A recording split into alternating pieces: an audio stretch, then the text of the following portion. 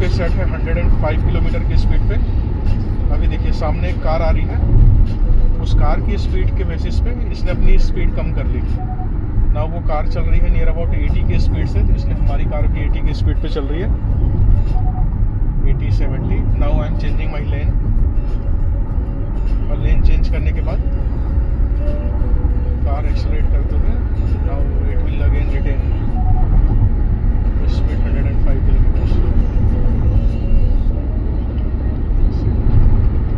How cool it is. अब ये रुक गई हमारी गाड़ी की स्पीड, बिकॉज हमारी गाड़ी अब 100 पे आ चुकी है। मैंने एक्सेलरेटर पे पैर नहीं रखा है, ना ही ब्रेक पे। गाड़ी खुद से एक्सेलरेट कर रही है, खुद से ब्रेक कर रही है। This is ADAS level 2 speed in किया क्लेविस।